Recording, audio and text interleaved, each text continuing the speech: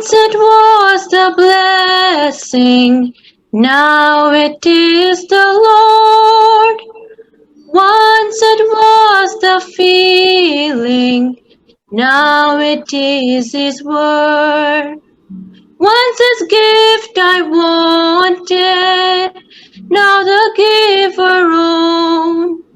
Once I sought for healing, now Himself alone. All in all forever, only Christ I'll sing. Everything is in Christ, and Christ is everything. Once, twice painful trying, now this perfect trust. Once a half salvation, now the uttermost. Once, twice ceaseless holding, now He holds me fast. Once, twice constant drifting, now my anchor's cast. All in all forever, only Christ I'll sing. Everything is in Christ, and Christ is everything. Once, twice busy planning, now distrustful prayer. Once, twice anxious caring, now He has the care. Once, twice what I wanted, now what Jesus is. Once, twice constant asking, now 'tis deceitful praise. All in all forever, only Christ I'll sing. Everything is in Christ, and Christ is everything. Once it was my working, His it hand shall be. Once I tried to use Him, now He uses me. Once the bar I wanted, now the mighty one. Once for self I labored, now for Him alone. All in all forever, only Christ is everything is in Christ, and Christ is everything. Once I hoped in Jesus, now I know He's mine. Once my lamps were dying, now they brightly shine. Once for death I waited, now His coming hail. And my hopes are anchored, safe within the veil. All in all forever, only Christ I'll sing. Everything is in Christ, and Christ is everything. जैसा आज यीशु है, वैसा मैं हूँ इस जगत में। जैसा आज यीशु है, वैसा मैं हूँ इस जगत में। महिमा से भरा, सामर्थ से भरा, महिमा से भरा, सामर्थ से भरा, क्योंकि यीशु मुझ में है, क्योंकि यीशु मुझ में है। वो पवित्र है, परम धन्य है, प्रतिरूप है वो परमेश्वरी का। वो पवित्र है, परम धन्य है, प्रतिरूप है वो परमेश्वरी का। अपने जैसा उसने बनाया मुझे, अपने जैसा उसने बनाया मुझे। उसके ये गुण अनंत है, उसके ये गुण अनंत है। जैसा यीशु पवित्र है वैसा मैं हूँ इस जगत में। जैसा यीशु पवित्र है वैसा मैं हूँ इस जगत में। महिमा से भरा सामर्थ से भरा महिमा से भरा सामर्थ से भरा क्योंकि यीशु मुझ में है क्योंकि यीशु मुझ में है। वो पराक्रम में है अति महान थरथराता है जिसके नाम से शैतान। वो पराक्रम में है अति महान थरथराता है जिसके नाम से शैतान। वो पाप और मृत्यु पर जयवंत हुआ वो पाप और मृत्यु पर जयवंत हुआ और वही जय और वही जय। जैसा यीशु जयवंत है वैसा मैं हूँ इस जगत में। जैसा यीशु जयवंत है वैसा मैं हूँ इस जगत में। महिमा से भरा सामर्थ से भरा महिमा से भरा सामर्थ से भरा क्योंकि यीशु मुझ में है क्योंकि यीशु मुझ में है। उसने जग से ऐसा प्रेम किया स्वर्ग छोड़ के चरनी में जन्म लिया। उसने जग से ऐसा प्रेम किया स्वर्ग छोड़ के चरनी में जन्म लिया। यहाँ तक खुद को दीन किया यहाँ तक खुद को दीन किया मृत्यु क्रूस की सैया मृत्यु क्रूस की सैया। जैसा यीशु प्रेमी है वैसा मैं हूँ इस जगत में। जैसा यीशु प्रेमी है वैसा मैं हूँ इस जगत में। महिमा से भरा सामर्थ से भरा महिमा से भरा सामर्थ से भरा क्योंकि यीशु मुझ में है क्योंकि यीशु मुझ में है। We praise God. Welcome once again this evening, and we have our brother Victor from Tamil Nadu, Trikappalli. Today he is going to speak on the pleasing aroma of Christ. The pleasing aroma of Christ, a wonderful word topic. Yes, brother, go ahead. கிறிஸ்தேசுவின் நாமத்தில் கூடி வந்திருக்கிற அனைவருக்கும் என்னுடைய வாழ்த்துக்களை தெரிவித்துக் கொள்கிறேன். प्रभु यीशु के नाम को हम सभी भाई बहनों को मैं स्वागत करता हूँ. தேவனுடைய பிள்ளைகளோடு கூட தேவனுடைய வார்த்தை பகிர்ந்து கொள்ற அந்த பாக்கியமான காரியத்துக்காகவும் தேவனுக்கும் திருச்சபைக்கும் நான் நன்றி செலுத்துகிறேன்.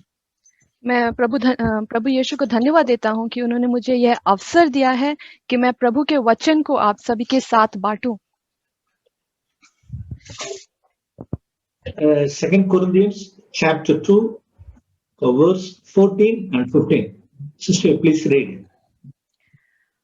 दूसरा कुरिन्थियों उसका दूसरा अध्याय और उसका 14 और 15 वचन.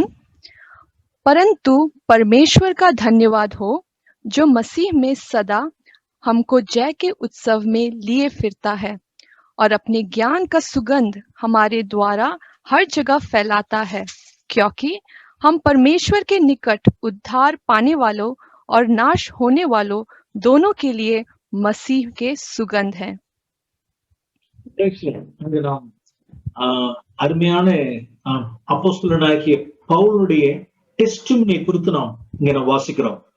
यहाँ पर हम पौलुस जो प्रेरित है उनके गवाही को हम सुन रहे हैं. அது அவருடைய லைஃபினுடைய டெஸ்டிமனி அது. இந்த ரெண்டு வசனங்களும் அவருடைய டெஸ்டிமனி. ये जो दो वचन है वे पौलुस के गवाही है.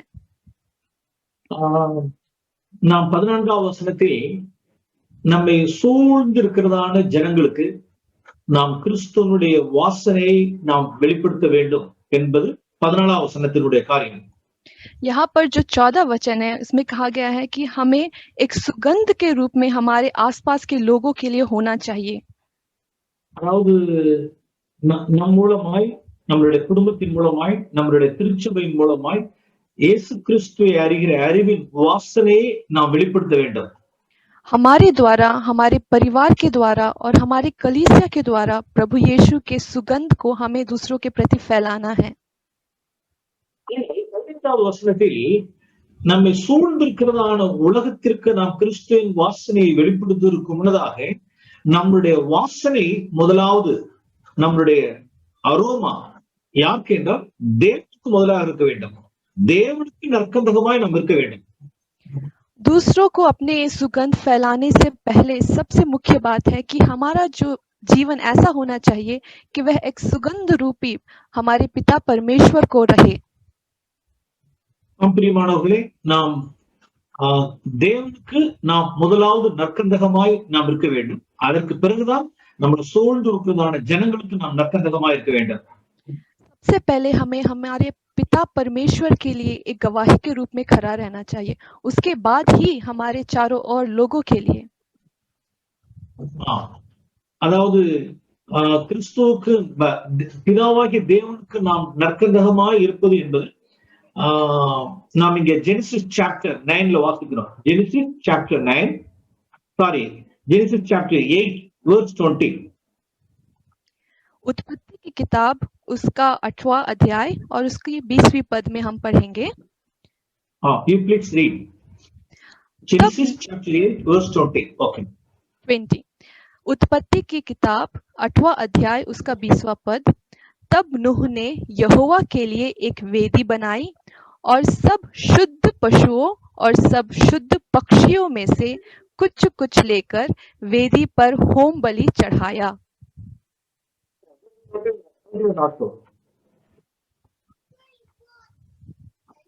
Sorry brother.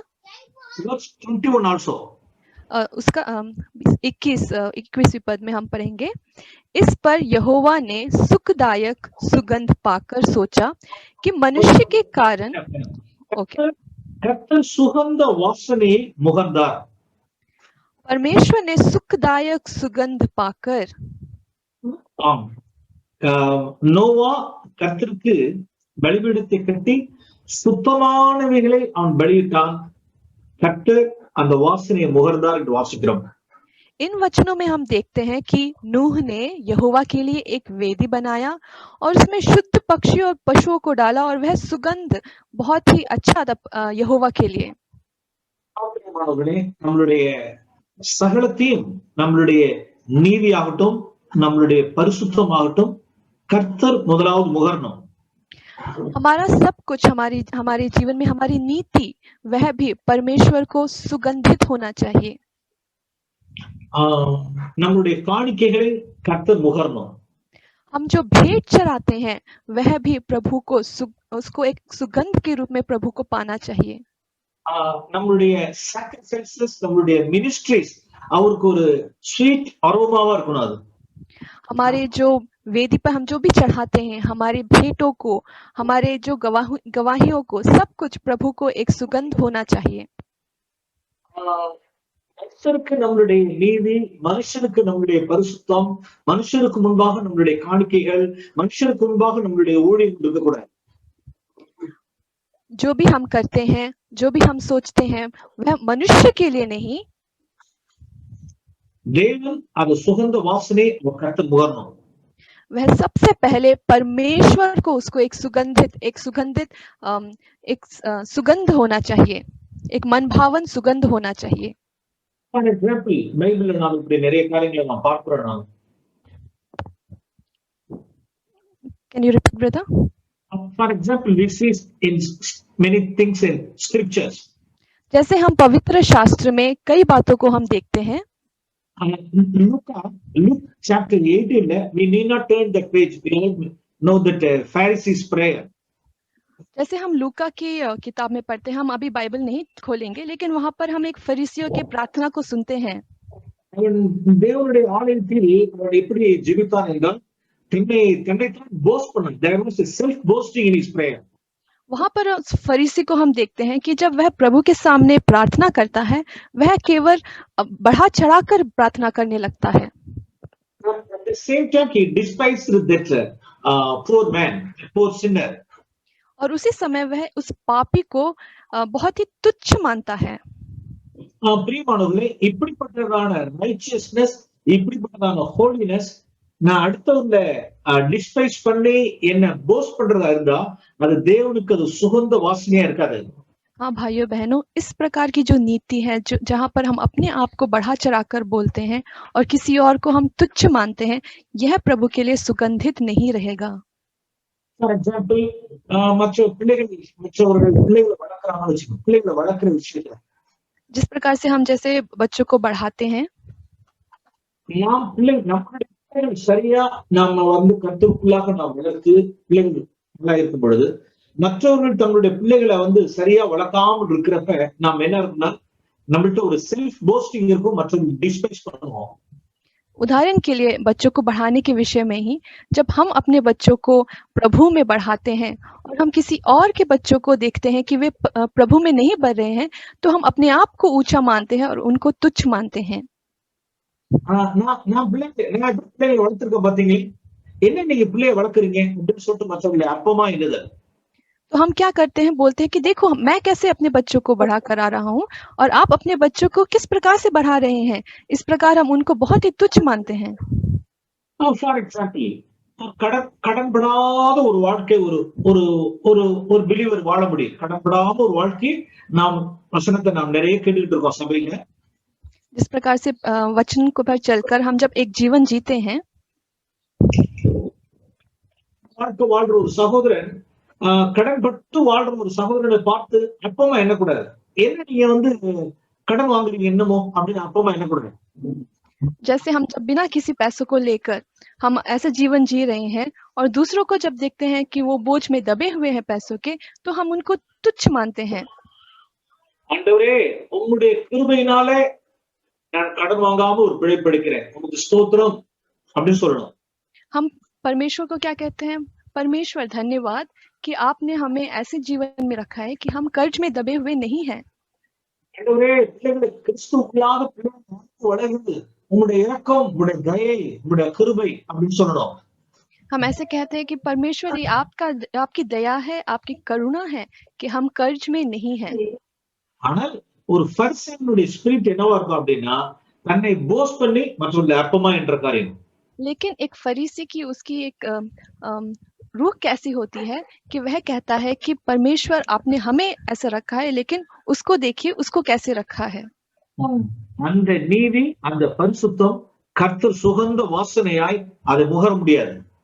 इस प्रकार की जो नीति है वह परमेश्वर को सुगंधित नहीं रहेगा। முதலாவது நம்மளுடைய நீதி, நம்மளுடைய பரிசுத்தம் தேவன் முகரத்தக்கதாக இருக்கணும்। हाँ प्रिय भाइयों बहनों, सबसे पहले हमारी जो नीति है और हमारी जो पवित्रता है वह परमेश्वर को सुगंधित होनी चाहिए। அதே போலதான் மேத்யூ சாப்டர் 6ல ஆண்டவர் மூன்று விஷயங்களை சொன்னார்। ஒன்று பிரேயர், another one fasting, அப்புறம் charities, காணிக்கை செலுத்துகிற விஷயங்களை சொன்னார்।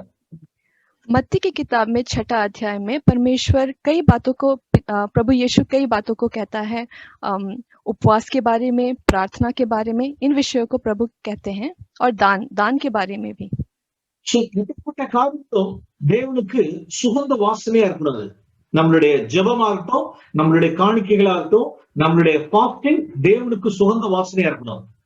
चाहे वह हमारी दान भेंट हो, चाहे वह हमारी प्रार्थना हो, चाहे वह हमारी सेवकाई क्यों ना हो, वह पिता परमेश्वर को सुगंधित, एक मन भावक सुगंध होना चाहिए।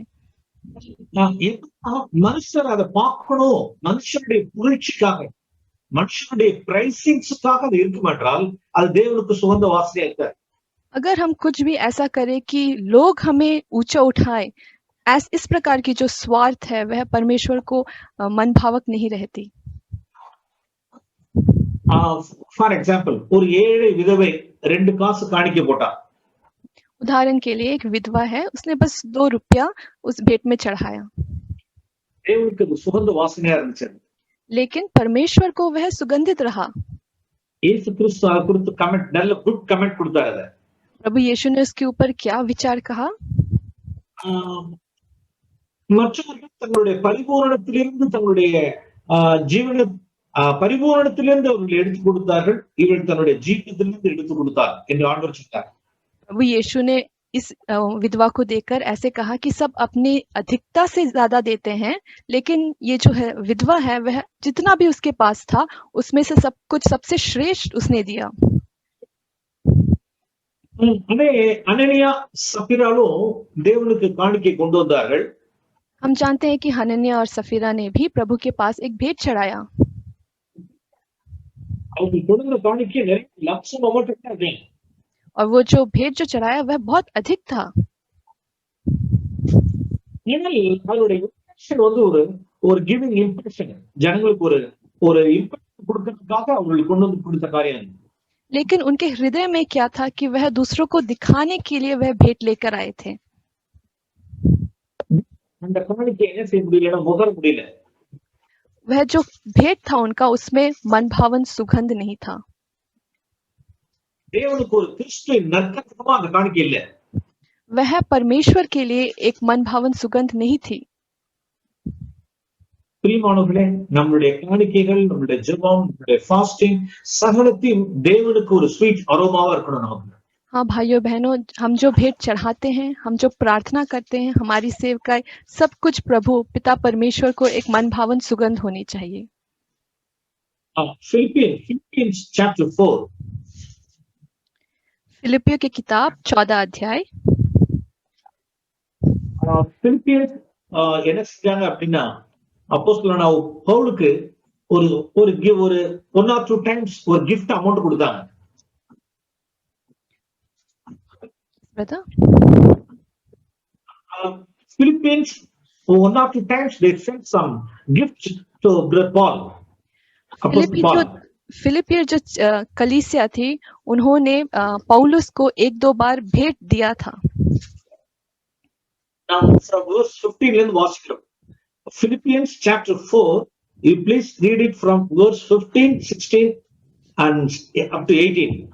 ओके ब्रदर, फिलिपियों की किताब 14 अध्याय उसका 14 से हम आगे पढ़ते हैं। तो भी तुमने भला किया कि मेरे क्लेश में मेरे लिए सहभागी हुए, और हे फिलिपियो, तुम आप भी जानते हो कि सुसमाचार प्रचार के आरंभ में जब मैंने मक्की दुनिया में कूच किया, तब तुम्हें छोड़ और किसी मंडली ने लेने देने के विषय में मेरी सहायता नहीं की। इसी प्रकार जब मैं थिस्सलुनीके में था, तब तुमने मेरी घटी पूरी करने के लिए एक बार क्या वरन 2 बार कुछ भेजा था। यह नहीं कि मैं दान चाहता हूँ, परंतु मैं ऐसा फल चाहता हूँ जो तुम्हारे लाभ के लिए बढ़ता जाए। Up to 17 brother. Verse 18. 18 पद, मेरे पास सब कुछ है, वरन बहुतायत से भी है। जो वस्तुएं तुमने इपफ्रोदियस के हाथ से भेजी थी, उन्हें पाकर मैं तृप्त हो गया हूँ। वह तो सुगंध और ग्रहण करने योग्य बलिदान है जो परमेश्वर को भाता है।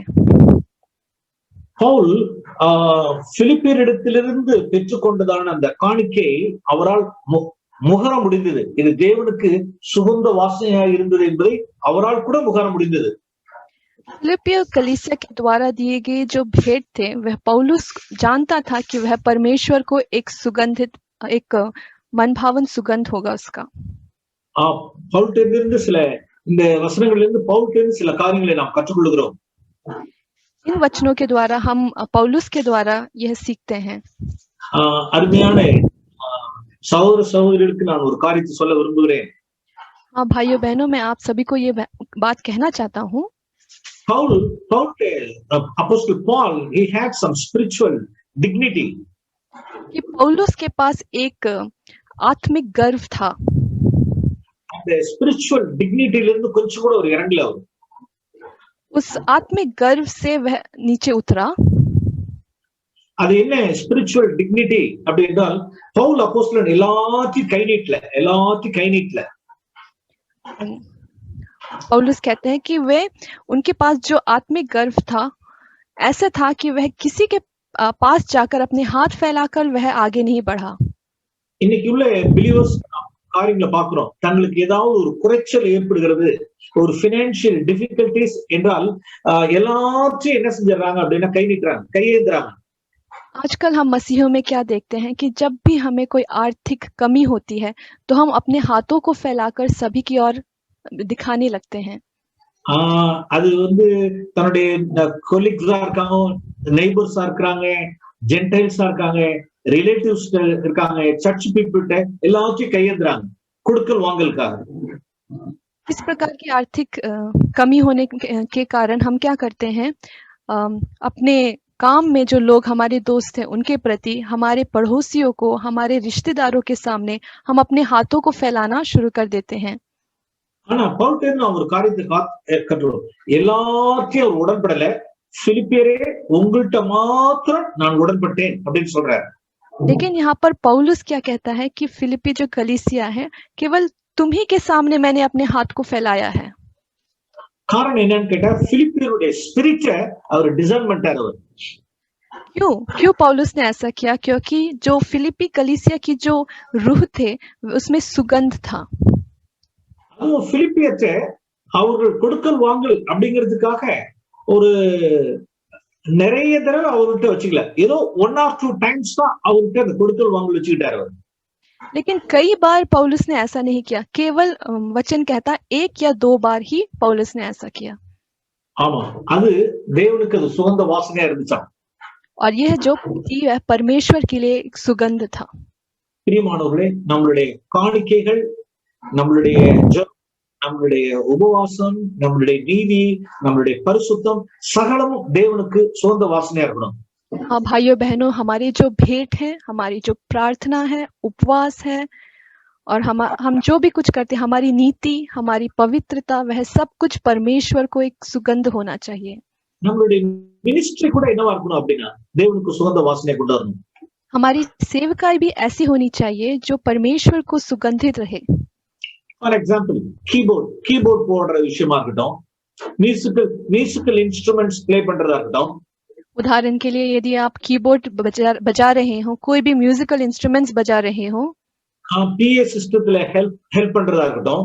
उदाहरण के लिए आप PA सिस्टम में मदद कर रहे हैं, choirல இருக்கிறதா இருக்கட்டும், आप गीत के जो ग्रुप है, समूह है, उसमें आप गा रहे हैं, சர்ச்சுடைய ஆக்டிவிட்டீஸ்ல கிச்சன்ல இருந்து வர்க் பண்ற காரியமா இருக்கட்டும். हो सकता है कलीसिया में यदि कोई किचन हो और वहां पर आप खाना पकाने में मदद कर रहे हैं, அல்லது டீக்கன்ஸா இருந்து ஹெல்பர்ஸா இருந்து ஃபெசிலிட்டேட்டர்ஸா இருந்து ஹெல்ப் பண்ற காரியங்களா இருக்கட்டும். या कलीसिया के को चलाने में किसी भी प्रकार की मदद आप कर रहे हैं डीकन्स के रूप में, அல்லது ப்ரீச் பண்ற விஷயமா இருக்கட்டும், வேர்ட் ஆஃப் காட் ஷேர் பண்றதா இருக்கட்டும், டெஸ்டிமோனி பண்றதா இருக்கட்டும், या आप प्रभु के वचन को कहने में या गवाही देने में आप भाग ले रहे हैं. பிரியமானவர்களே, அத்தனையும் தேவனுக்கு சுகந்த வாசனையா இருக்கணும். ये सब बातें परमेश्वर को सुगंधित रहनी चाहिए. சில பேரண்ட்ஸ்னுடைய ஸ்பிரிட்டை நான் பார்த்திருக்கேன். कुछ लोगों की जो रूह है किस प्रकार की होती है, அந்த பேரண்ட்ஸ் அவங்களுடைய பிள்ளைகளுக்கு சில மியூசிக்கல் எபிலிட்டிஸ் இருக்கும். कुछ माता पिता क्या करते हैं, यदि उनके बच्चों में वह गुण है म्यूजिकल इंस्ट्रूमेंट्स के, எஸ் குட் திங். பிள்ளைகளுக்கு நாம் வெளியில போய் எங்கேயாவது போய் வேர்ல்ட்லினஸ்ல போய் என்டாங்கிள் ஆயிடாதபடிக்கு பிள்ளைகளுக்கு நல்ல ஒரு மியூசிக்கல் டேலண்ட்ஸ் கொண்டு கத்துக் கொடுக்கிறது நல்ல விஷயம். हाँ यह बात अच्छी है कि जो बच्चे हैं वो सांसारिकता में न जुकर जाए, उस कारण से आप उन्हें म्यूजिकल इंस्ट्रूमेंट्स सिखाते हैं, वह बहुत अच्छी बात है. ஆனால் அந்த பிள்ளைகளுடைய பேரண்ட்ஸ்க்கு ஒரு டிமாண்ட் இருக்கும். எங்களுடைய பிள்ளைகளை சர்ச்சில் கொண்டு முன்னால கொண்டு வரணும், மியூசிக்கல் டேலண்ட்ஸ் எல்லாம் கொண்டு வரணும், என் பையனை இதுல உட்கார வைக்கணும், என் பொண்ணை இதுல உட்கார வைக்கணும், கொயர்ல உட்கார வைக்கணும், PA சிஸ்டத்துல உட்கார வைக்கணும்னு சொல்லிட்டு டிமாண்ட் இருக்கும். लेकिन इस प्रकार के माता पिता क्या करने लगते हैं कि अपने बच्चों के प्रति एक प्रकार का डिमांड रखने लगते हैं कि वह कलीसिया में आगे की पंक्ति में आए और वह बजाए, ये म्यूजिकल इंस्ट्रूमेंट बजाए, आगे में जो भी हो रहा हो कलीसिया में उसमें भाग रहे. ஆனால் அந்த சர்ச்சினுடைய local authorities, local elders design பண்ணிருப்பாங்க, ஸ்மெல் பண்ணிருப்பாங்க சில விஷயங்களை. लेकिन जो कलीसिया के जो एल्डर्स हैं वह इस प्रकार का एक गंध उनको महसूस होने लगता है. எஸ், இந்த பாய்ட்ட இந்த கேர்ள்ட்ட மியூசிக்கல் எபிலிட்டி இருக்கு, அல்லது PA சிஸ்டத்தினுடைய எபிலிட்டி இருக்கு, computer ability, everything is right. But at the same time அந்த பாய்ட்ட ஒரு காயினுடைய ஸ்பிரிட் இருக்கு, ஸ்பிரிட் ஆஃப் கெயின் இருக்கு அப்படிங்கறத டிசைன் பண்ணிருப்பாங்க. लेकिन जो एल्डर्स हैं वह यह उनको एक महसूस होने लगता है, एक प्रकार का गंध उनको महसूस होने लगता है कि यह जो बहन है या भाई है उसमें काइन की जो आत्मा है वह अंदर उसके है. அப்ப அவங்க டிசைன் பண்ணிட்டு வேண்டாம், அவங்க வந்து அதை என்கரேஜ் பண்ணிருக்க மாட்டாங்க. तो ये जो एल्डर्स है क्या करने लगते हैं, इस ऐसे भाई और बहनों को वो प्रोत्साहित नहीं करते. அந்த சூழ்நிலையில் அந்த பிள்ளைகளும் அந்த பேரண்ட்ஸும் they will get easily offended. और जो माता पिता हैं ऐसे बच्चों को वो निराश हो जाते हैं ऐसे सुनकर. என்னுடைய பிள்ளைகளை என்கரேஜ் பண்றது இல்ல, இப்படி செய்யறது இல்ல, அப்படி செய்யறது இல்லன்னு சொல்லிட்டு some sort of accusing spirit, accuser of the brother node கூட கை கொடுக்கறது இல்ல நான் பார்க்கிறோம் காரியங்களை. तो ऐसे माता पिता क्या करने लगते हैं, वो निराश हो जाते हैं और बोलने लगते हैं कि हमारे बच्चों को प्रोत्साहन नहीं दिया जा रहा है कलीसिया में, और वे दोष लगाने लगते हैं कलीसिया को. பிரியமானவர்களே, நான் ஒரு காரியத்தை உங்களுக்கு சொல்ல விரும்புகிறேன். हाँ भाइयों बहनों, मैं आपसे एक बात कहना चाहता हूँ. நான் நினைக்கிறேன் ஆபேல் கீபோர்ட் போடுறதை விட காயின் சூப்பரா கீபோர்ட் விளையாடுவார், நல்லா கீபோர்ட் பிளே பண்ணுவார். मैं ये सोचता हूँ कि आबिल जो कीबोर्ड बजाने से ज्यादा काइन में वह गुण होता होगा कि वह कीबोर्ड अच्छा बजाए. ஆமா, நான் இப்படிதான் நம்புறேன். मैं ऐसा विश्वास करता हूँ. காட்டிலும் நல்ல கீபோர்ட் போறதுல நல்ல எக்ஸலென்ட் யார் என்றால் காயின் நல்ல கீபோர்ட் போடுவார். आबिल से अधिक काइन ही है जो अच्छे से म्यूजिक जो कीबोर्ड है बजा सकता होगा. ஆபேலை காட்டிலும் நல்ல கம்ப்யூட்டர் நாலேஜ் வந்து காயின் இருக்குன்னு நான் சொல்லுவேன். मैं बोल रहा हूँ कि आबिल से भी अधिक काइन में कंप्यूटर के जो ज्ञान है होता होगा. ஆனால் காயின் என்ன ஸ்பிரிட் இருக்கு அப்படின்னா, लेकिन काइन में किस प्रकार की आत्मा है? பொய் இருக்கு, झूठ की आत्मा है. where is your brother அப்படின்னு கேக்குறாரு, எனக்கு என்ன தெரியும் அப்படிங்கிறாரு. जब परमेश्वर ने पूछा तुम्हारा भाई कहाँ है, तब उसने उत्तर दिया मैं नहीं जानता. நாம் ஜெனசிஸ் சாப்டர் 4ல பார்க்கிறதான காரியங்கள் எல்லாம் that's not the first thing. அதெல்லாம் அதுக்கு முன்னால 1000 things முன்னால நடந்திருக்கு அவனுடைய வாழ்க்கையில. हम उत्पत्ति की किताब में 4थे अध्याय में देखते हैं कि कई बातें हैं जो काइन के जीवन में घटी है. பிதாவாகிய தேவன் பரமேஸ்வர் கேட்கிறார், where is your brother கேட்டா am a keeper அப்படிங்கிறான். जब परमेश्वर ने उससे काइन से पूछा कि तुम्हारा जो भाई है वह कहाँ है, तो वह उत्तर देता है क्या मैं उसका रखवाला हूँ? எனக்கெல்லாம் தெரியாது, am a keeper. என்ன பதில், what response he responded. आप काइन के उत्तर को देखिए कि वह ऐसे पूछ रहा है कि मैं कौन हूँ, मैं रखवाला हूँ क्या, मुझे नहीं पता. किस प्रकार का उसका उत्तर है परमेश्वर को. கோபம், எரிச்சல், envy spirit, jealousy, ஒரு விதமான ரஃப் அண்ட் டஃப்பான பதில், இப்படிப்பட்ட பீப்புள் கீபோர்ட் போட்டாங்கன்னா அதை எப்படி தேவன் அங்கீகரிக்க முடியும்? इस प्रकार का जो व्यक्ति है जिसमें घमंड है, जिसमें झूठ है और जिसमें ईर्ष्या है और जिसमें क्रोध है, इस प्रकार का व्यक्ति जब कीबोर्ड बजाए तो क्या वह परमेश्वर को सुगंधित होगा? தேவன் ஒரு காலம் அங்கீகரிக்க முடியாது, தேவன் அதை முகர முடியாது. इस प्रकार का जो सुगंध है परमेश्वर कभी नहीं उसको सूंघेंगे नहीं, वह परमेश्वर को मनभावन नहीं रहेगा. பிரியமானவர்களே, நம்மளுடைய சகலமும், நம்மளுடைய righteousness and holiness, our love, our humility, our sacrifices, our offerings, our ministry, எல்லாமே they should bring a sweet aroma, sweet fragrance to God first of all. हाँ मेरे प्यारे भाई और बहनों, हमारे जो भेंट हैं, हमारी प्रार्थना है, हमारी सेवकाएं हैं, हमारी नीति है, हमारी नम्रता, हमारी पवित्रता, सब कुछ परमेश्वर को एक मन भावन सुगंध रहना चाहिए। இப்ப நாம் let us now pass on to next verse, previous verse, 2 Corinthians chapter 2 verse 14. दूसरा कुरिन्थियों उसका दूसरा अध्याय verse 14. You please read that verse. उसका 14 पद, दूसरा कुरिन्थियों दूसरा अध्याय उसका 14 पद। परंतु परमेश्वर का धन्यवाद हो जो मसीह में सदा हमको जय के उत्सव में लिए फिरता है और अपने ज्ञान का सुगंध हमारे द्वारा हर जगह फैलाता है। இது பிரியமானவர்களே, இந்த டெஸ்டிமனி பவுலுடைய டெஸ்டிமனி மாத்திரம் இல்ல, நான் ஒவ்வொருவருடைய டெஸ்டிமனியாக இருக்கணும் நமக்கு। हाँ भाइयों बहनों, हमारी जो गवाही है वह पौलुस की गवाही के रूप में होना चाहिए कि हमारा सुगंध हर जगह फैले। எப்பொழுதும் எல்லா இடங்களிலேயும் அப்படின்னு வாசிக்கிறோம்। Sorry brother. எப்பொழுதும் always, always, அப்புறம் in all places, in every bag. यह जो सुगंध हमेशा और हर जगह फैलनी चाहिए। எங்களை கொண்டு அவரை அறிகிற அறிவின் வாசனையை தேவன் வெளிப்படுத்த விரும்புகிறார்। परमेश्वर क्या चाहता है कि हमारे द्वारा इस सुगंध को हर जगह फैलाना चाहता है। இந்த second 14 verse 14 எப்ப நிறைவேறும், எப்பொழுது நமக்கு இது எப்பொழுது கைக்கொள்ள முடியும் இந்த வார்த்தையை? यह 14वें पद में जो प्रतिज्ञा है हमारे जीवन में कब लागू होगी? ओके, நாம் இங்க வாசிக்கிறோம் 2 Corinthians chapter 4 verse 10. दूसरा कुरिन्थियों chapter 4 verse 10. 11 please. 10 and 11. Okay. हम यीशु की मृत्यु को अपनी देह में हर समय लिए फिरते हैं कि यीशु का जीवन भी हमारी देह में प्रकट हो, क्योंकि हम जीते जी सर्वदा यीशु के कारण मृत्यु के हाथ में सौंपे जाते हैं कि यीशु का जीवन भी हमारे मनहार शरीर में प्रकट हो।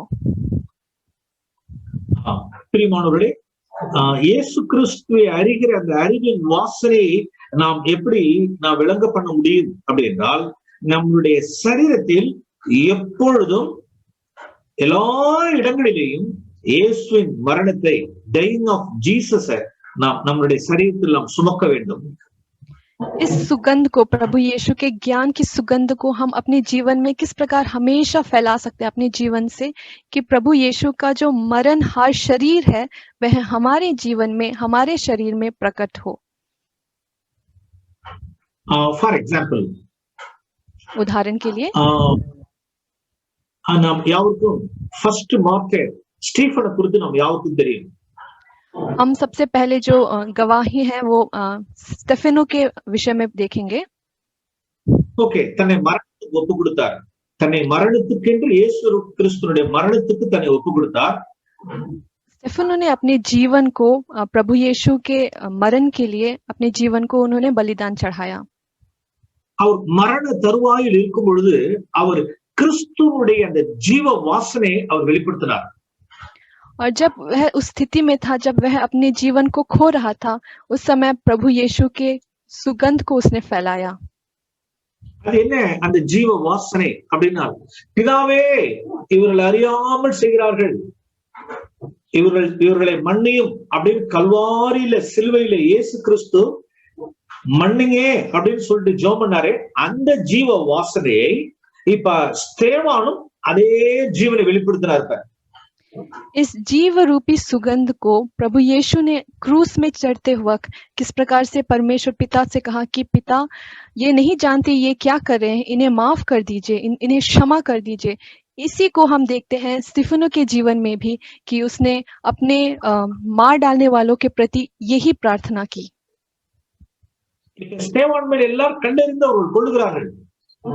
स्टिफेनो को सभी पत्थर से मार रहे थे, அவன் தேவனை தொழுது கொண்டான். முழங்கால் படியிட்டு தேவனை தொழுது கொண்டு இந்த பாவத்தை ஒரு மேல் சுமத்தாதிரும் என்று சொன்னான். लेकिन वह अपने घुटनों के बल आकर परमेश्वर के प्रति प्रार्थना करने लगा कि इनके पाप को आप क्षमा कर लीजिए. அப்பொழுது அந்த ஜீவ வாசனை யாருக்கு வெளிப்பட்டது என்றால் வாலிபனாகிய சவுலுக்கு அந்த ஜீவன் வெளிப்பட்டது. तब यह जीवन रूपी जो सुगंध था किसके प्रति फैलने लगी? वह पौलुस जो उधर उपस्थित था उसको यह सुगंध आने लगा. நாம் அடுத்த next verse 12, in verse 12 we read like that. இப்படி மரணமானது ஸ்டீஃபனிடத்திலும் ஜீவனானது சவுலினிடத்திலும் பலன் செய்தது என்று வாசிக்கிறோம். दूसरा कुरिन्थियोस का 4 अध्याय उसका 12वीं पद, सो मृत्यु तो तुम हम पर प्रभाव डालती है और जीवन तुम पर. நான் அந்த வேர்ஸ் நான் சற்று மாற்றி வாசிக்க விரும்புகிறேன். மரணமானது ஸ்டீஃபன் இடத்திலும் जीवनानது சவுலினிடத்திலும் பலன் செய்தது. यहाँ पर इस वचन को के साथ मैं कुछ जोड़ना चाहता हूँ कि ये जो मृत्यु है वह स्टिफनो के साथ हुई, लेकिन जो जीवन है वहाँ पौलुस का नाम होना चाहिए. Praise the Lord. प्रभु की नाम की महिमा हो. Praise the Lord. பிரியமானவர்களே, இப்படிதான் நாம் எல்லா இடங்களிலும் அந்த ஜீவ வாசனை, கிறிஸ்துவை அறிகிற அறிவின் வாசனை நாம் வெளிப்படுத்த நாம் அழைக்கப்பட்டிருக்கிறோம். हाँ मेरे प्यारे भाइयों बहनों, इसी प्रकार से हमें यह जीव रूपी जो सुगंध है हर जगह फैलानी चाहिए. எப்ப ஜீவ வாசனை கொடுக்க முடியும்? किस प्रकार, कब हम इस जीव रूपी सुगंध को फैला सकते हैं? அந்த நலது தைலமானது அந்த குப்பி என்ன செய்யப்பட வேண்டும் என்றால் உடைக்கப்பட வேண்டும். वो जो परफ्यूम का जो डब्बा था जिस प्रकार से खोला गया था, அது எப்பொழுது உடைக்கப்படுகிறதோ அப்பொழுதுதான் அதிலிருந்து ஜீவன் புறப்படும். वह जब टूटा गया था तब वहां से सुगंध निकलने लगा. हम பிரியமானவர்களே, நாம் உடைக்கப்படாதபடிக்கு, நாம் மரணத்துக்குள்ளாக போகாதபடிக்கு நமக்குள்ளிருந்து ஒரு ஜீவன் புறப்பட முடியாது. जब तक हम टूटे ना जाए, जब तक हम मरे ना जाए, तब तक वह सुगंध बाहर नहीं निकलेगी. நாம் அடுத்த அதிகாரத்தில் 2 Corinthians chapter 5 verse 21 நாம் வாசிக்கிறோம். दूसरा कुरिन्थियों उसका 5वां अध्याय verse 21, उसका 21वीं पद. please read that verse. जो पाप से अज्ञात था उसी को उसने हमारे लिए पाप ठहराया कि हम उसमें होकर परमेश्वर की धार्मिकता बन जाए. அந்த இடத்துல நாம் வாசிக்கிறோம், நாம் அவருக்குள் தேவனுடைய நீதி ஆகிறோம் என்று வாசிக்கிறோம். यहाँ पर लिखा है कि हम परमेश्वर, sorry brother, simply saying we are in order to become God's righteousness, he became sin. ऐसा हो कि हम परमेश्वर की धार्मिकता बने, उसके लिए वह पाप ठहराया गया. நான் இந்த வேர்ஸ் நான் இப்படிதான் ஆண்டவருக்கு நான் கொண்டு போறேன். இந்த வேர்ஸ், इस वचन को मैं परमेश्वर के सामने ऐसे लेके जाता हूँ. நான் ஆண்டவர்கிட்ட கேட்கிறேன், ஆண்டவரே இயேசுவே, நீங்க எனக்காக இப்படி பாவமே அறியாது நீங்க எனக்காக பாவமானீங்களே அப்படின்னு போறேன் ஆண்டவர்கிட்ட. मैं परमेश्वर के पास जा रहा हूँ. है पिता परमेश्वर, है प्रभु यीशु, आप जो पाप को जानते नहीं है, आप मेरे लिए पाप ठहराए गए. அப்ப ஜீசஸ் என்ன சொல்லுவார் என்கிட்ட? எஸ் விக்டர், நான் பாவமே அறியாத நான் உமக்காக பாவமானேன். ஏன் தெரியுமா? Do you know why? நீ தேவனுடைய நீதியாகும்படிக்கு பாவமறியாத நான் பாவமானேன்னு சொல்லுவார். ऐसे प्रार्थना लेकर जब मैं प्रभु यीशु के पास जाता हूँ तो प्रभु यीशु मुझसे कैसे कहते हैं, हाँ ब्रदर विक्टर, हाँ मैं पाप को नहीं जानता, लेकिन मैं पाप ठहराया गया. क्यों? ताकि जो परमेश्वर की धार्मिकता है वह तुम पर बन जाए. நாம் இந்த பூமியில இருக்கிற வரைக்கும் காட்ஸோட ரைச்சியஸ்னஸ்க்கு நாம் எக்ஸ்பிரஷனா நாம் இருக்கிறோம். நம்ம இங்க जब तक हम इस धरती पे रहते हैं हमें परमेश्वर की धार्मिकता को फैलानी चाहिए, उसका एक रूप होना चाहिए. நாம் ஒரு காலத்துல நாம் அநீதக்காரர்களாய், அக்கிரமக்காரர்களாய் நாம் இருந்திருக்கலாம். एक समय पर हम अधार्मिकता में जुकड़े हुए थे, ஆனால் இன்று தேவன் நம்மளை எப்படியா வச்சிருக்கிறார் அப்படின்னா, நீங்களும் நானும் தேவனுக்குள் நீதியாகும்படிக்கு, लेकिन परमेश्वर ने आज हमें कैसे रखा है कि आप और मैं परमेश्वर की धार्मिकता बन जाएं। ஒரு ஒரு நாணயத்தினுடைய ஒன் சைடு என்ன இருக்கு அப்படின்னா, 1 Corinthians 1:30 what does it say, கிறிஸ்து நம்முடைய நீதி அப்படின்னு சொல்லுது. ஒரு நாணயத்தினுடைய ஒரு சைடு एक सिक्का होता है, उसका एक तरफ क्या है, वह पहला 1 कुरिन्थियों का 13 अध्याय, उसमें परमेश्वर प्रभु यीशु की जो धार्मिकता है वह एक तरफ है सिक्के का। அந்த நாணயத்தினுடைய மறு side, other side of the coin என்ன சொல்லுது அப்படின்னா, நானும் நீங்களும் காட்ஸ் ரைச்சியஸ்னஸ், और दूसरी तरफ उस सिक्के का क्या है कि आप और मैं परमेश्वर की धार्मिकता को धारण करें। இது எவ்வளவு பெரிய அழைப்பு நமக்கு! कितना बड़ा बुलावा है हमारा यह। அப்படின்னா என்ன, இந்த வேர்ஸ் என்ன, இந்த வேர்ஸ் நம்ம எப்படி விளங்கி கொள்றது? इस वचन को हम कैसे इस पर कैसे मनन करते हैं? அதாவது காட்ஸ் ரைச்சியஸ்னஸ்க்கு நான் எக்ஸ்பிரஷனா, காட்ஸ் ரைச்சியஸ்னஸ்க்கு ஒரு ஸ்பெசிமனா, காட்ஸ் ரைச்சியஸ்னஸ்க்கு ஒரு மேனிஃபெஸ்டேஷனா நான் இருக்கிறேன் எல்லா இடத்துலயும். मैं इस वचन को किस प्रकार से कहता हूं कि हम, मैं और आप परमेश्वर की एक एक्सप्रेशन, एक रूप, एक अभिव्यक्ति हैं। मैं और आप परमेश्वर के धार्मिकता की एक अभिव्यक्ति हैं। अदा 2 Corinthians 5:21 दूसरा कुरिन्थियों का 5वां अध्याय और उसका 21वीं पद यह कहती है, அதாவது நம்ம சூழ்ந்துள்ள ஜனங்களுக்கு தேவனை பத்தி தெரியாது, காட்ஸ் ரைச்சியஸ்னஸ் என்னன்னா யாருக்குமே வெளியில தெரியாது. देखिए, हमारे चारों ओर जो लोग हैं वह परमेश्वर के धार्मिकता को नहीं जानते, वे अज्ञान हैं। இப்ப இந்த இடத்து மத்தியில தேவன் நம்மள வச்சிருக்காரு நம்மள, और इन सभी के बीच में परमेश्वर ने हमें रखा हुआ है। இப்ப காட்ஸ் ரைச்சியஸ்னஸ்க்கு நான் ஒரு மேனிஃபெஸ்டேஷனா, ஒரு எக்ஸ்பிரஷனா அந்த இடத்துல இருக்கணும். इस कारण से परमेश्वर की धार्मिकता का हमें एक अभिव्यक्ति होना है इन सभी लोगों के बीच में। நான் ஒரு உதாரணத்தை சொன்னா உங்களுக்கு விளக்குவீங்க. यदि मैं एक उदाहरण दूं तो आपको समझ में आएगा। சில பிராக்டிகலா ஒரு சில விஷயங்களை சொல்ல விரும்புறேன். एक उदाहरण देना चाहता हूं। என்னுடைய லோக்கல் சர்ச்சில் ஒரு சகோதரன் எலக்ட்ரிஷியனா இருக்கார். मेरे जो कलीसिया है जहां पर मैं एल्डर हूं, वहां पर एक इलेक्ट्रिशियन है। அவருடைய எலக்ட்ரிக்கல் ஷாப்ல எப்படி போட்டிருப்பார், Shalom electricals praise the lord அப்படின்னு ஒரு போர்டு போட்டிருப்பார். उसने अपनी दुकान के ऊपर एक बोर्ड करके रखा है, उस बोर्ड, उसके दुकान का नाम है shalom electricals. Praise the Lord அப்படி போட்டிருக்கார்। मसीह प्रेज द लॉर्ड करके उसने लिखा हुआ है।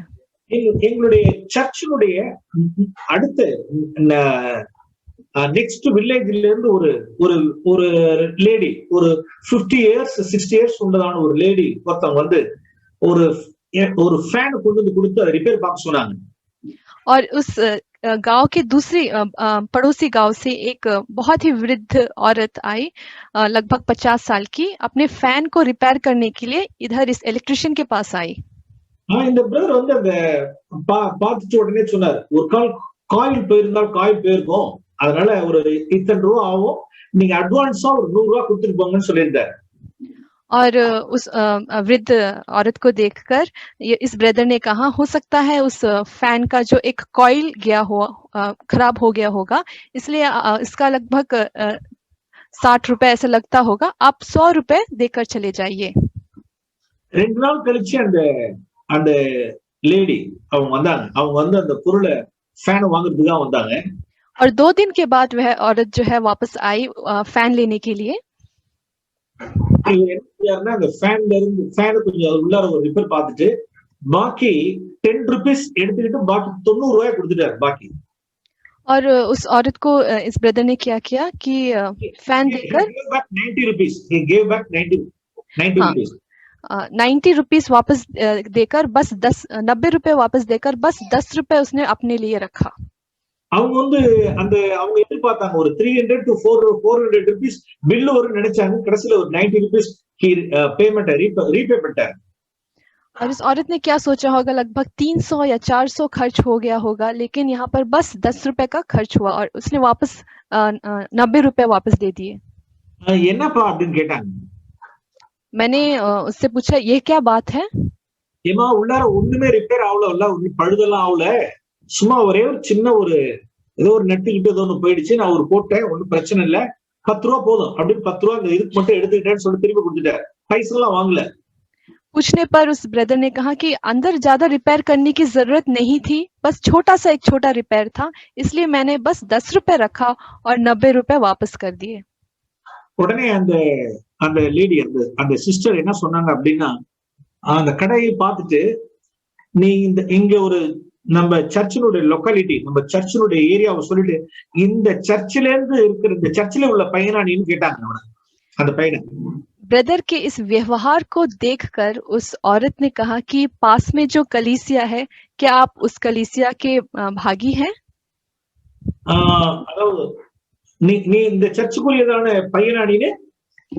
आप क्या उस कलीसिया में जाते हैं क्या? உடனே எஸ், நான் அந்த சர்ச் தான் அப்படின்னு அவர் சொன்னார்.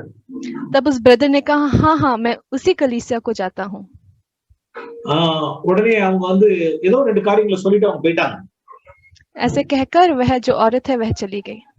பிரியமானவர்களே, நாம் இப்படிதான் 10 ரூபாய் இருந்தாலும் சரி, 10 லட்சமா இருந்தாலும் சரி, நாம் இப்படி தேவனுக்கு சாட்சிகளா நாம் இருக்க வேண்டியதா இருக்கு.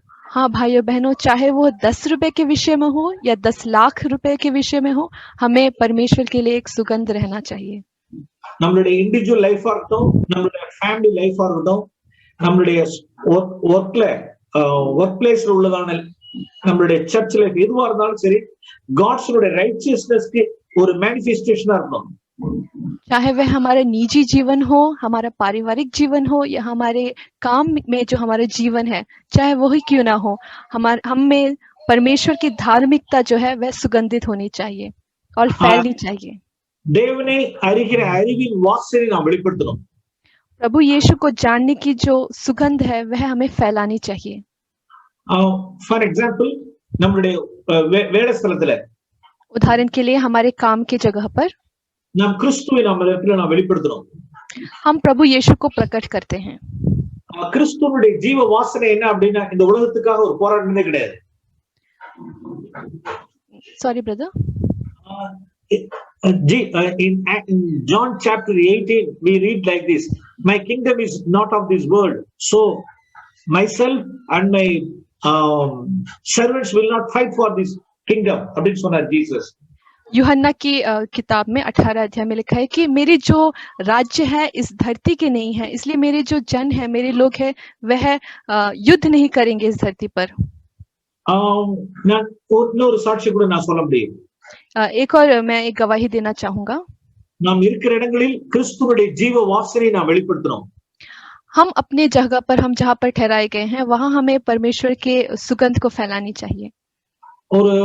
ஒரு I know ஒரு பிரதர், என்னுடைய நம்ம சர்ச்சில் உள்ளதான ஒரு பிரதரை கொடுத்ததான ஒரு டெஸ்டிமனி அவரு. मैं एक और गवाही देता हूँ। मेरे कलीसिया में एक और भाई है। அவரு டீச்சிங் ப்ரொஃபஷன்ல இருக்காரு, ஒரு கவர்மெண்ட் ஸ்கூல்ல ஒர்க் பண்றாரு அவரு.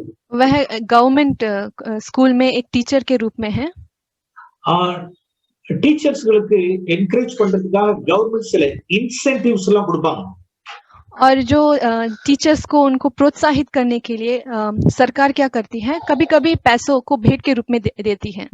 அவர்கள் வேலையிலே இருந்துகிட்டே நிறைய காரியங்களை படித்து கொண்டார்கள் என்றால் அந்த படித்த படிப்புக்கு தகுந்தாற் போல இன்சென்டிவ் உண்டு அவர்களுக்கு. आप किस प्रकार से आपने बढ़ावा किया है अपनी शिक्षा में, अपने उस क्षेत्र में, उसी प्रकार से सरकार जो है आपको थोड़ा बहुत पैसा देती है। நம்மளுடைய சர்ச்சில் ஒரு பிலீவருடைய டெஸ்டிமனி இது. हमारी कलीसिया के एक भाई की एक गवाही है। அவர் போஸ்ட் கிராजुएट படிச்சதுக்காக ஒரு இன்சென்டிவ் அப்ளை பண்றாரு. उन्होंने पोस्ट ग्रेजुएशन पढ़ा है, उस कारण से वे इस इंसेंटिव जो है उसके लिए वो है मांग कर रहे हैं। ஆனால் அது தன்னுடைய the head of the institution அவர் என்ன பண்றாருன்னா அதை ரெஃப்யூஸ் பண்றாரு. लेकिन जो हेड है जो उस स्कूल के, वो उसको मना कर रहे हैं। இவர் உடனே கவர்மெண்ட் ஜிஓல எடுத்து பிரசன்ட் பண்றாரு. Sir, this is I am eligible to get this incentive, see this GO அப்படின்னு GO காமிக்கிறார். और जो वो है वो जियो दिखा रहे हैं कि देखिए मैं योग्य हूँ, मैं इस इंसेंटिव को पाने के लिए मैं योग्य हूँ, इस पैसे को पाने के लिए मैं योग्य हूँ। ஆனால் அந்த ஹெட் ஆஃப் தி இன்ஸ்டிடியூஷன் அவர் என்ன ஒரு அத்தாரிட்டி கான்சியஸ் மேன் அல்லது ஒரு பவர் கான்சியஸ் மேன் அல்லது ஒரு ஈகோ மேன் அல்லது அன்ரீசனபிள் மாஸ்டர் அவர். लेकिन जो संस्थान के जो हेड है वह उनमें बहुत घमंड है और अपने जो पोजीशन के प्रति उनको बहुत घमंड है, इसलिए उनमें ईगो भी है. அந்த அன்ரீசனபிள் மாஸ்டர் ரிஜெக்ட் பண்றாரு, இவங்களுடைய இன்சென்டிவ் கிளைம் பண்றதை ரிஜெக்ட் பண்றாரு. तो इस भाई के जो रिक्वेस्ट को उन्होंने मना कर दिया. இப்ப ஒரு குரூப் ஆஃப் டீச்சர்ஸ் என்ன செய்யறாங்க அப்படின்னா இவரை ரைஸ் பண்ணி விடுறாங்க. So why don't you go and report to the CEO, higher authority officials, you can go and report that man அப்படின்னு சொல்லிட்டு அவரை கிண்டல் பண்ணி விடுறாங்க அவரை. तो ये भाई जो है ये क्या कर रहे हैं, इन भाई के जो दोस्त हैं, जो सहभागी शिक्षक हैं, वे क्या कर रहे हैं, उनको बोल रहे हैं बार बार कि आप जो सीईओ है उनको जाकर ये बात बताइए, थोड़ा कंप्लेन कीजिए, ऐसे उनको बोल रहे हैं, प्रेशर डाल रहे हैं. பிரியமானவர்களே, my beloved brothers, my beloved families, this is the time we should express God's righteousness, God's love, God's அந்த aroma of Christ reveal பண்ண வேண்டிய நேரம் தான் நேரம். हाँ भाइयों बहनों, यह ऐसी एक स्थिति है, परिस्थिति है जहाँ पर हमें पिता परमेश्वर के जो धार्मिकता है उसके सुगंध को हमें दिखाना चाहिए, फैलाना चाहिए. அந்த சகோதரர் ஆலோசனை கேட்டார். और जो भाई है उन्होंने इन सब के बातों को सुनकर क्या किया, ஓகே, நீங்க முறையா நீங்க உங்களுடைய கிளைம் என்னங்கறத கேட்டீங்க, பட் அவர் அன்ரீசனபிளா இருந்த ரெஃப்யூஸ் பண்றாரு அப்படின்னா we should not அந்த இடத்துல அந்த அத்தாரிட்டி ரெசிஸ்ட் பண்ணி ஒரு காரியத்தை செய்ய வேண்டாம். उनको ऐसा एडवाइस किया गया कि जो सरकार है या जो अथॉरिटी है उनके ऊपर जो भी बोल रहे हैं उनको हमें उनके विरोध में हमें नहीं रहना चाहिए. எஸ், கரெக்டான வார்த்தை. ஒரு விரோதத்தை, ஒரு பகையை சம்பாதித்துக் கொண்டு ஒரு விரோதத்தோடு கூட அவருக்கு எகென்ஸ்டா போய் அதை கிளைம் பண்ண வேண்டாம். यदि आपने कुछ पाया नहीं है उस पर विरोध करके हमें उसको पाने की आवश्यकता नहीं है. ஓகே, இது ஒரு தேவன் நமக்கு வச்சிருக்க ஒரு டெஸ்டா கூட இருக்கலாம். हो सकता है यह प्रभु की ओर से एक टेस्ट हो, एक परीक्षा हो. தேவன் ஒரு சில மாதங்கள் கழித்து அவருடைய மனசை கூட மாற்றலாம். हो सकता है कई महीनों के बाद उस हेड के जो संस्थान के हेड है उसके हृदय को परमेश्वर बदल सकते हैं. அல்லது அவர் டிரான்ஸ்ஃபர் ஆகி அடுத்த ஒரு ஹெட் ஆஃப் தி இன்ஸ்டிடியூஷன் வரும்போது கூட நம்ம அப்ளை பண்ணிக்கலாம். और ये भी हो सकता है कि इस ब्रदर का ट्रांसफर होके वे किसी और संस्थान में जाए और वो जो हेड है मान जाए. சோ ஒரு காலம் என்ன செய்யக்கூடாது அப்படின்னா ஒரு அநீதமான இந்த உலக பொருளினால் ஒரு பகைமை சம்பாதிக்க கூடாது, சிநேகிதத்தை தான் சம்பாதிக்கணும். நாம் हमें क्या करना चाहिए, ऐसी परिस्थितियों में हमें अन्याय न करके हमें दूसरों के प्रति परमेश्वर की धार्मिकता को दिखाना चाहिए.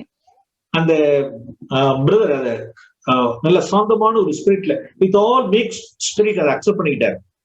यह जो ब्रदर है बहुत ही नम्रता से उन्होंने स्वीकार कर दिया, जो भी उनके साथ हुआ उसको स्वीकार कर दिया. பிரியமானவர்களே, இப்படிதான் நாம் இருக்கிற இடங்களில் அந்த கிறிஸ்துவுடைய வாசனையை இந்த உலகத்தில் உள்ள எல்லாருடைய ஸ்பிரிட் என்ன ஸ்பிரிட் ஆகுனா போராடுவோம் வெற்றி பெறுவோம் அப்படிங்கிற ஸ்பிரிட் தான் இன்னைக்கு. हाँ भाइयों बहनों, हमारे चारों ओर जो लोग हैं उनकी रूह किस प्रकार की है कि हमें लड़ना है, हमें प्राप्त करना है, हमें झगड़ना है. போராடி வெற்றி பெறுவோம். That's the spirit of this world. इस दुनिया की जो रूह है कि हमें जीतना है, हमें प्रयास करके जीतना है. கிறிஸ்துவை அறிகிற அறிவின் வாசனை வெளிப்படுத்துறது என்னன்னா God, we will never fight for this world. लेकिन यदि आप यह चाहते हैं कि आप परमेश्वर की धार्मिकता की सुगंध को फैलाएं, तो आपको यह ठान लेनी चाहिए कि मैं इस दुनिया से लड़ूंगा नहीं. அது வேலை ஸ்தலத்துல இருந்தாலும் சரி, நம்மளுடைய ஆஸ்தி நம்மளுடைய சொத்துக்காக இருந்தாலும் சரி, चाहे वह अपने काम की जगह में क्यों ना हो या चाहे धन संपत्ति के विषय में ही क्यों ना हो. ஓகே, கடைசியா ஒரு காரியத்தை நான் சொல்லி நான் முடிக்க விரும்புறேன். अंतिम में एक बात कहकर मैं इसको खत्म करना चाहूंगा. நாம் ஆகாயத்தில் நாம் செலவு பண்ணிடக்கூடாது.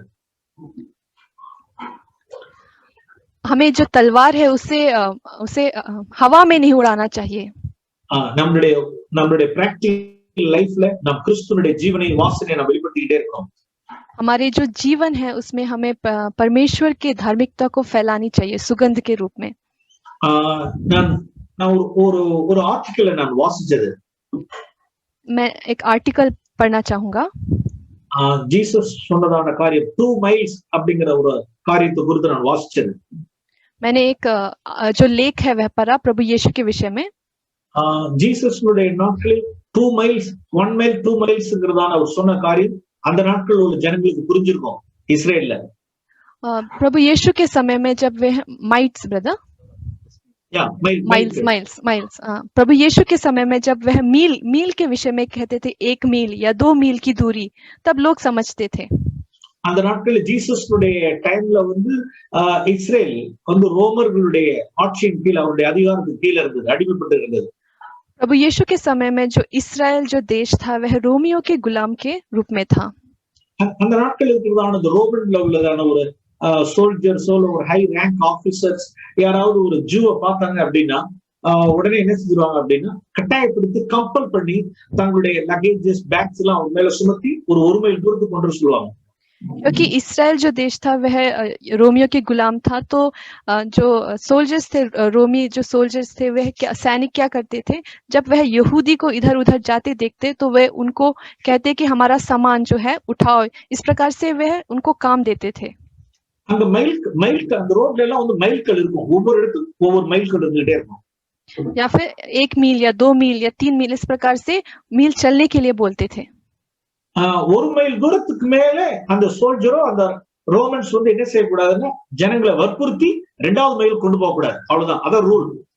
लेकिन उस समय क्या जो रूल जो था वहां पर कि आप उस व्यक्ति को केवल 1 मील या 2 मील उधर तक ही लेके जा सकते हैं, उससे अधिक केवल 1 मील तक ही उस व्यक्ति को चला सकते हैं, उससे अधिक नहीं।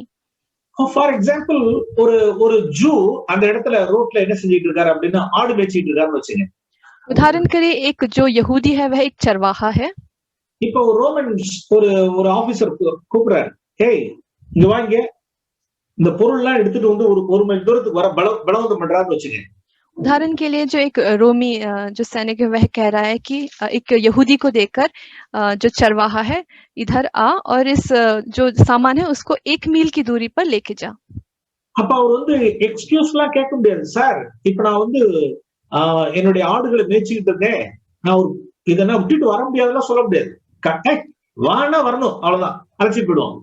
वह यहूदी यह बहाना नहीं दे सकता कि देखिए महाशय मैं चरवाहा हूँ और मैं भेड़ों को चरा रहा हूँ, ऐसा नहीं कह सकता, उसको वह काम करना था। இப்ப என்ன ஆகும் அப்படின்னா சகலத்தையும் விட்டுட்டு 1 மைல் தூரம் போகணும், திரும்ப 1 மைல் தூரம் வரணும், டோட்டல் 2 மைல் ஆயிடுச்சு। उस यहूदी को क्या करना था, फिर अपने सारे सामान को छोड़कर 1 मील की दूरी पर उसको सामान लेकर जाना था और वापस खाली हाथ आना था। ஓகே, ஜீசஸ் தன்னுடைய வாழ்நாட்கள்ல அவர் கை கொள்ளாததை அவர் நமக்கு ப்ரீச் பண்ணதே கிடையாது।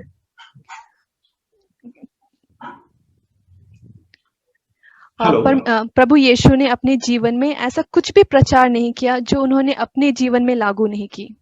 ஜீசஸ் நாசரேத்துடைய டேஸ்ல அவருடைய बिफोर 30 जब वह 30 साल के होने से पहले ஜீசஸ் எத்தனை மைல் போனாருன்னு தெரியல। प्रभु यीशु ने कितने मील चले होंगे हम नहीं जानते। நான் இப்படியே அதை கற்பனை பண்ணி பார்க்கிறேன், मैं ऐसी कल्पना कर रहा हूँ। ஜீசஸ் கூப்பிட்டுப்பாங்க, ஏய் வாட்ஸ் யுவர் நேம் அப்படின்னு கேட்டுப்பாங்க। उस उदाहरण के लिए एक रोमी जो है वो प्रभु यीशु को बुला रहे हैं, इधर आ, तेरा नाम क्या है? சொல்லிப்பார் ஜீசஸ் அப்படின்னு। तो वह प्रभु यीशु कहते होंगे यीशु என்ன ஒர்க் பண்ணிட்டு இருக்க அப்படின்னு இருப்பாங்க। तब पूछते होंगे उनसे तू क्या कर रहा है, क्या काम करता है? கார்பெண்டரா இருக்கேன்। तो वो कहता होगा मैं कारपेंटर हूँ। ஓகே, இப்போ நீ எங்க போயிட்டு இருக்க? अब तू कहाँ जा रहा है? என்னுடைய ஒர்க் பிளேஸ்க்கு நான் போயிட்டு இருக்கேன்। मैं जहाँ काम करता हूँ वहां जा रहा हूँ। ஓகே, இங்க வாங்க அப்படின்னு சொல்லிட்டு அவங்களுடைய பேக்கேஜ் எல்லாத்தையும் தூக்கி ஜீசஸ் மேல தூக்கி வச்சிருந்துட்டு ஓகே 1 மைல் தூரத்துக்கு வான்னு சொல்லிட்டு அவர் பலவந்தம் பண்ணியிருப்பாங்க। तब वे प्रभु यीशु को बुलाते होंगे और कहते होंगे कि ये सामान सब अपने ऊपर रख और 1 मील की दूरी पर चल। ஓகே, இப்ப ஜீசஸ் அந்த அந்த இடத்துல வந்து அந்த திங்ஸ் எல்லாம் வைக்க சொல்லி இருந்திருப்பாங்க அந்த அதிகாரிங்க. तो वो जो अधिकार के लोग हैं वह प्रभु यीशु को सामान देकर 1 मील की दूरी पर ले जाकर और प्रभु यीशु उसको नीचे रखते होंगे। இயேசு அங்க என்ன என்ன சொன்னார் அப்படின்னா, तो मैं ये कल्पना करता हूँ कि प्रभु यीशु ने उनसे क्या कहा होगा। ஓகே, உங்களுக்கு அப்ஜெக்ஷன் இல்லைன்னா நான் 2வது மைல் தூக்கிட்டு வந்து உங்களுக்கு ஹெல்ப் பண்றேனே அப்படின்னு இருந்திருப்பார், ஒரு ஸ்மைலிங் ஃபேஸோட. तो प्रभु यीशु ने एक मुस्कुराहट दिखाकर उनसे यह कहा होगा कि मैं 1 मील की दूरी पर चल के आया हूँ, मैं 1 और मील की दूरी पर भी चल के आ सकता हूँ। ஜீசஸ் எல்லாத்தையும் எடுத்துக்கிட்டு 2வது மைலுக்கு போனார். तो प्रभु यीशु सारे सामान को उठा के वो दूसरी मील भी चला गया।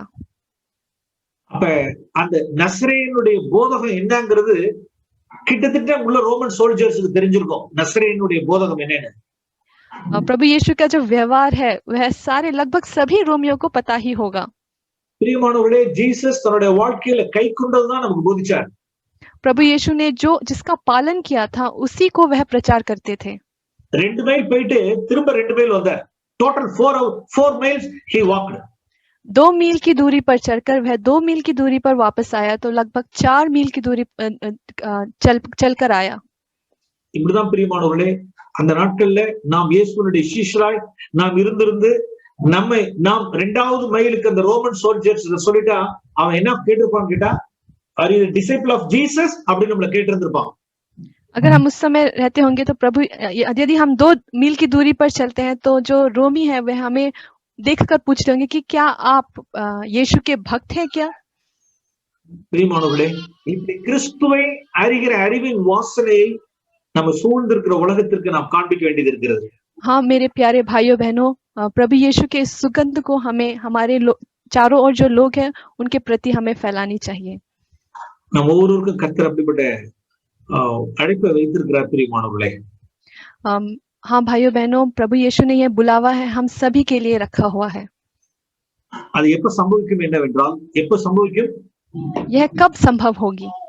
இயேசுவின் மரணத்தை நம்முடைய சரீரத்தில் எல்லா இடங்களிலும் சுமந்து திரிகிறப்ப, जब हम प्रभु यीशु के मरहा शरीर को अपने रूप में प्रकट करते हैं। பவர் கான்சியஸ் ஆன அன்ரீசனபிள் மாஸ்டர் என்னுடைய ரைட்டை ரெஃப்யூஸ் பண்ணும் பொழுது அந்த இடத்துல ஐ ஹாவ் டு டை. जब भी इस शरीर को प्रभु यीशु के शरीर को जब प्रकट करने की जो इच्छा है हम नहीं रखते हैं, और इस प्रकार के जो आत्मा को हमें मरवानी चाहिए अपने शरीर में। என்ன 2வது மைலுக்கு என்ன வர பலவந்தம், என்ன முதல் மைலுக்கு வர பலவந்தம் பண்ணும் பொழுதே நான் 2வது மைலுக்கு போறேனே, அப்ப அந்த இடத்துல I have to take up the cross, I have to die, that is second dying, second mile. जब हमें 1 मील की दूरी पर चलना था लेकिन हम दूसरी मील की दूरी पर भी चलते हैं, तो हम उस मरण को, उस मृत्यु को हम दूसरे बार लेकर चलते हैं। इस प्रकार के आत्मा को प्रभु चाहते हैं। சிலுவையில் அறையும் பொழுது பிதாவே இவர்கள் இந்த பாவத்தை சுமத்தாதிரும் என்று சொல்லி ஜனங்களை ரிலீஸ் பண்றது, जब மரணத்தை சுமக்கிறது.